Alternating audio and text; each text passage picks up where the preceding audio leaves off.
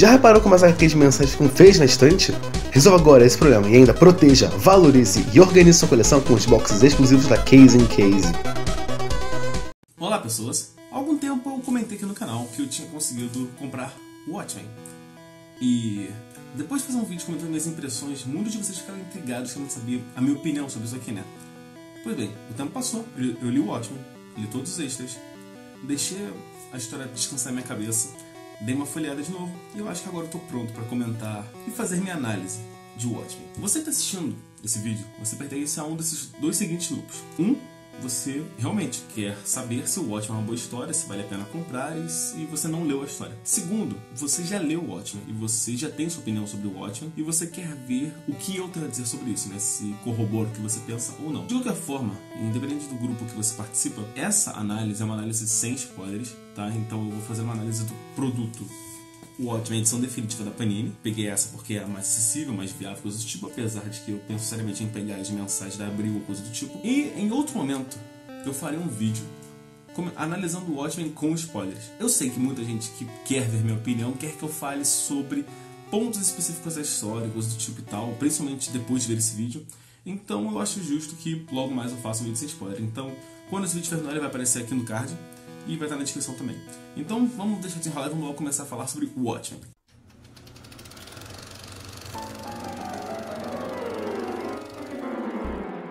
O Watchmen é uma minissérie de 12 números que saiu entre setembro de 86 e agosto de 87.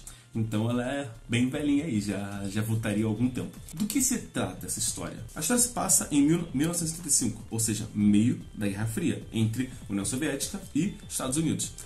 O que foi a Guerra Fria? Foi um momento de muita tensão entre os dois países, só que nada realmente aconteceu. Quero dizer, não houve uma guerra aberta entre esses dois países. Houveram representações entre conflitos de outros lugares, inclusive no Vietnã, porém não houve uma declaração de guerra entre esses dois países. Eles usavam joguetes como representações dos conflitos entre eles, ideológicos. Nesse cenário, em que é uma grande ameaça, que está todo mundo morrendo de medo de uma bomba nuclear aparecer no meio da sociedade, um comediante morre. O comediante era um vigilante, ou seja, um cara que se vestia com uma roupa diferenciada e saia batendo criminoso. Só que estava aposentado há algum tempo. E um dia, do nada, ele é jogado para fora da sua janela e se estatela no chão e morre. Nisso, um cara chamado Rorschach, que é um outro vigilante, toma para si a missão de investigar a morte do comediante.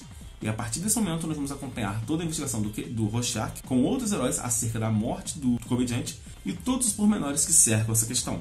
Então você vai conhecer todo o grupo de heróis da qual eles faziam parte e você vai conhecer também um pouco da sociedade em que eles estão inseridos, porque é necessário. Essa é a sinopse básica da história, tá? É a partir desse momento em que as coisas começam a andar na história de fato, é aí que a gente começa a ler a história. Tipo, isso acontece nas duas primeiras páginas do quadrinho. Então vamos lá. Quem é o roteirista desse quadrinho? Alan Moore e a arte do Dave Gibbons. Então vamos por partes. Primeiro vamos falar do enredo, ok? O enredo, como eu falei, é uma investigação do Rorschach acerca da morte do comediante, né? Que já meio que trabalhou com ele, que eles eram parte do grupo de heróis. Acontece que eu achei incrível como o Alan Moore conseguiu... Alan Moore, tanto faz. Do jeito que o Alan conseguiu trabalhar muito bem todas as questões e mostrar um pouco da complexidade desse mundo a partir desse ponto, a partir da investigação. Porque primeiro, você conhece os policiais que estão investigando a morte do comediante. A partir desse ponto você conhece o comediante, mais ou menos. Depois você vê a investigação do Rorschach começando. Você conhece o Rorschach e como ele se ligava ao comediante. E logo mais ele vai começar a investigar pessoas e locais e eventos que aconteceram há alguns anos, e você vai começar a conhecer todos os personagens que cercam esse núcleozinho de Rorschach.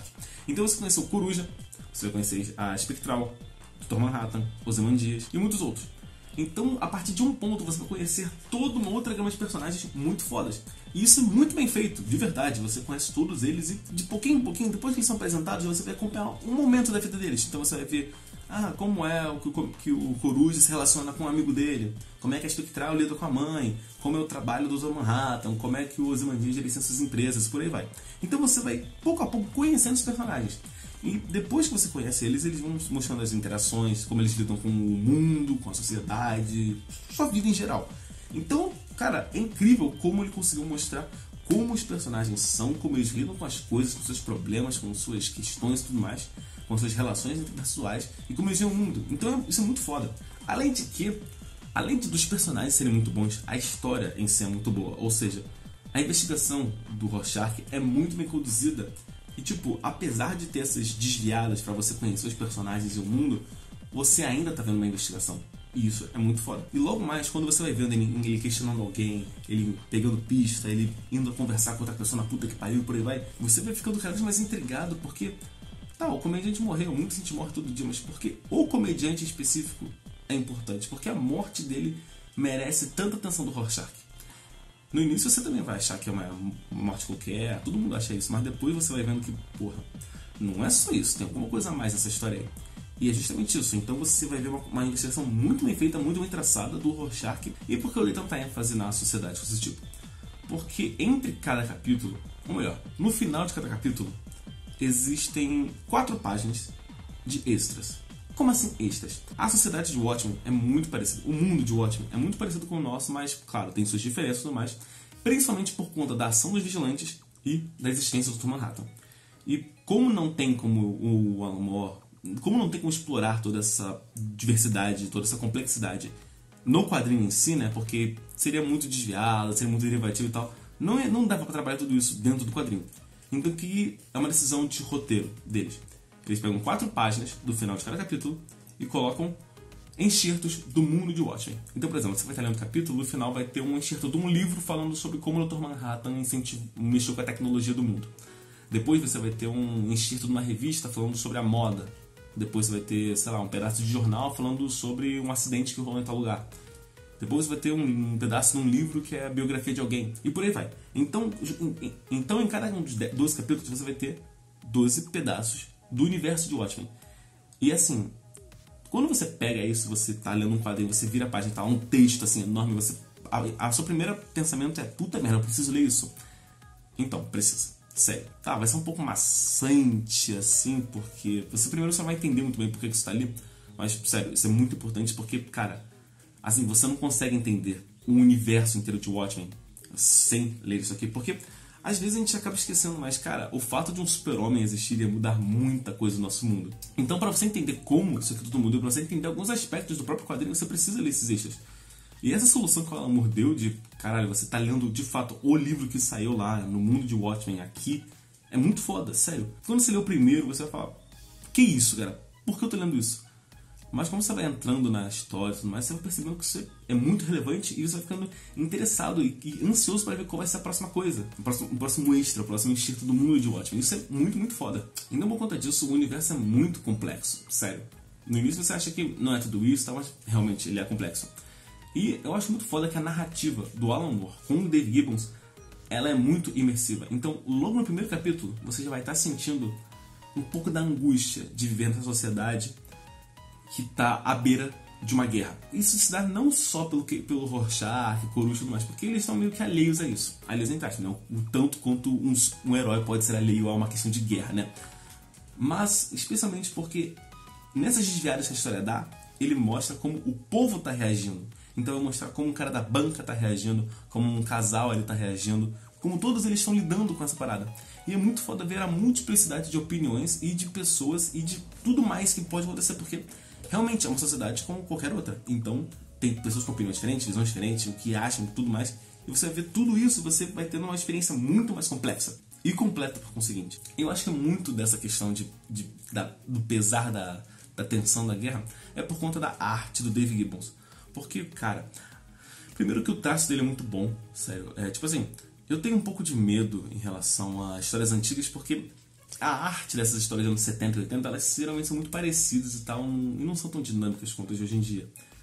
Porém, cara, a arte de Dave Gibbons, ela não é tão dinâmica assim, mas ela é muito boa e ela é muito atenta aos detalhes. Então o cenário é muito vivo. Você vai ter uma cena que é uma delegacia de polícia, você vai ver cada coisinha na mesa, cada dobra da roupa e tudo mais. Isso é muito, muito foda. Além do contraste que rola, porque as cores são muito, muito boas. Geralmente elas são muito vivas, muito saturadas e contrastam demais. Então, por exemplo, a luz de um poste contrasta muito com a escuridão numa parede, coisa do tipo. Então isso é muito, muito bom.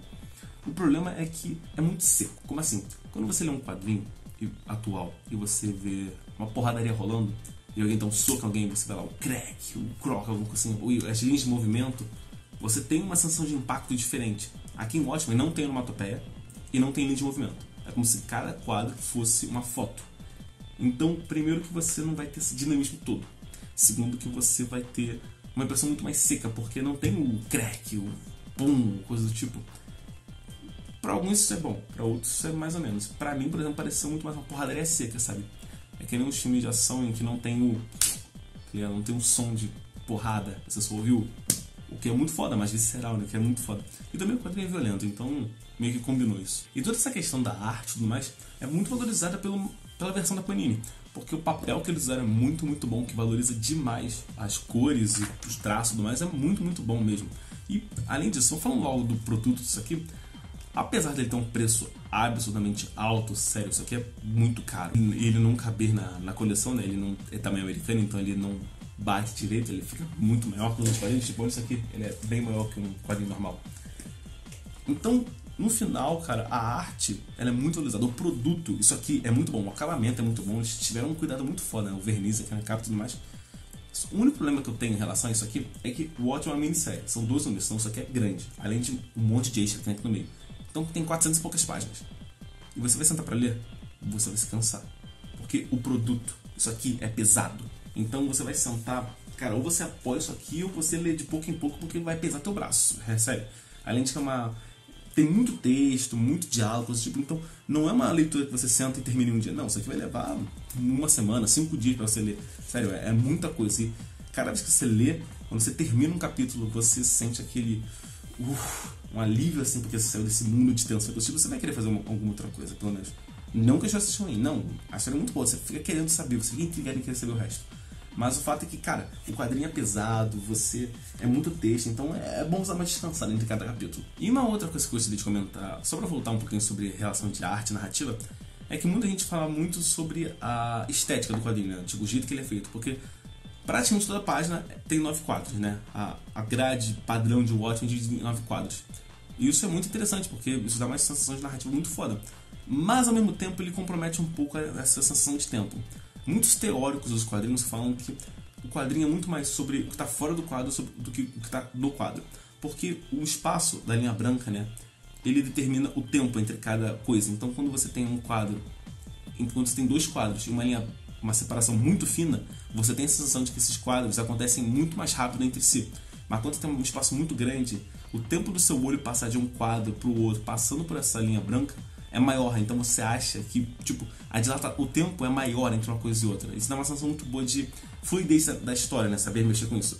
Mas como toda página é meio que padronizada e o espaço é sempre igual, e quando você lê uma coisa que, tipo, uma transição de cena para outra, você não sente que a transição foi tão grande assim, o tempo não passou. Ao mesmo tempo que quando tem rolando uma luta, uma coisa mais frenética e o espaço é o mesmo, não parece que ela é tão frenética assim, não parece que ela é tão rápida. Você acha que ela, sei lá, o tempo é como se fosse muito ritmado, sabe? E não combina muito bem com algumas situações, algumas cenas, coisas do tipo. Eu acho que se tivesse uma variação maior do tamanho da linha, seria um ponto a acrescentar no quadrinho, valorizaria. Apesar de que ele não teria todo esse negócio de, como posso dizer, esse charme dele de ter 9 quadros. Apesar de que tem cenas em que o Dr. Manhattan teleporta alguma coisa, ou ele não se teleporta, e rola uma transição, né? Rola umas faixas pretas e elas vão diminuindo. Isso mostra exatamente isso. Então, o Alan Moore e o Dave Gibbons tinham noção perfeita de espaço, de tempo, o quanto esses espaços pretos ou brancos afetam a associação de tempo no quadrinho. Realmente uma escolha deles em manter essa parada e tal. Ajuda às vezes na narrativa, porque o Dave Gibbons ele tem uma arte, tipo assim, cada quadro vai mostrar um soco ou o braço se movendo, coisa do tipo. Então, tipo, é como se fosse frame por frame de um filme. E é legal, mas, de novo, esse espaço branco, cara, padronizado, atrapalha um pouco a sensação de tempo. Agora, depois de passar o vídeo inteiro falando bem de Watchmen e começar a falar algumas coisas que me incomodaram no final, olha, o final me incomodou bastante. E não pelo que você que já leu o quadrinho acha, mas assim, você vai ter que prestar muita atenção em muitos detalhes para entender o final. E assim, digamos que você vai ter que ter um salto de compreensão muito grande. E isso eu acho que é uma coisa que o Watchmen deixou a desejar. Sério, o final, tipo assim, eu entendi o que o Alan Moore quis fazer, só que tipo assim, entre você apresentar tudo isso e concluir isso, tem todo esse espaço aqui no meio que você tem que chegar. E tipo, esse espaço não foi bem construído em Watchmen. Esse é o ponto. Então vamos lá, resumo da ópera. O Watchmen é um quadrinho muito, muito bom. Que, é bem complexo, a sociedade é muito bem construída, os personagens são ótimos, as situações são incríveis, a arte é muito boa, as cores, o roteiro. No geral, cara, é um quadrinho que, assim, que são só elogios pra ele, sério. Mas o problema é que ele se tornou um quadrinho mitológico, sabe? Porque ninguém pode falar mal de Watchmen, mas a expectativa é muito maior que o produto entregado, sério. Ah, então você se decepcionou com Watchmen? Cara, do jeito que eu tava, metido na comunidade de quadrinhos e tudo mais, era impossível alguma coisa alcançar a minha expectativa. Então, se você quiser ver o Watchmen, ler o Watchmen, você não deveria primeiro ter visto esse vídeo, e segundo, você controla sua expectativa. Abaixe ela que você se surpreende muito mais. Eu acho muito mais interessante você se surpreender com o Watchmen do que se decepcionar que nem eu. Ah, você se decepcionou, achou horrível. Não, eu achei um quadrinho muito bom. Só que, de novo, me botaram a expectativa tão alta que não tinha como alcançar. Simples assim. E mais algumas dicas em relação ao Watchmen como produto. Primeiro, se prepara pra ler, tá? Porque, de novo, é um quadrinho pesado, então... Pesado no sentido físico mesmo, então você vai cansar seu braço lendo. Então, arranje uma mesa, uma coisa pra apoiar, uma almofada. E segundo, pega uma promoção, porque realmente, mais de R$100 nisso aqui, cara. Tipo assim, não é à toa que a minha coleção é quase toda composta por mensais, porque minha renda não é tão grande assim e eu preciso selecionar bem o que eu compro. Então, foi bem pesado pra pegar isso aqui, tá? Então eu acho que é isso que eu vou falar pra vocês sobre o Watchmen, tá? Pelo menos sem spoilers, né? De novo, se você quiser ver a minha análise sem spoilers, com spoilers, espera a tela final, que daqui a pouco vai aparecer o botão pra você apertar, pra você ver lá. Eu acho que era isso, eu acho que eu falei tudo que eu vou falar sobre o Watchmen, sabe? É um quadrinho muito bom, só que a expectativa é maior do que o produto e ele não é perfeito. Eu acho que esse é o ponto-chave de Watchmen. Não é perfeito. Se você acha que o Watchmen é perfeito, bom, ou você é baba do Alan Moore, ou você tem uns conceitos de perfeição muito diferentes do meu. Se você tem gostado desse vídeo, você deve ficar interessado em conhecer o Watchmen. E é isso. Eu espero uma promoção pra comprar isso aqui, tá? É isso, espero que você tenha gostado desse vídeo e eu vou ver você no próximo. Falou!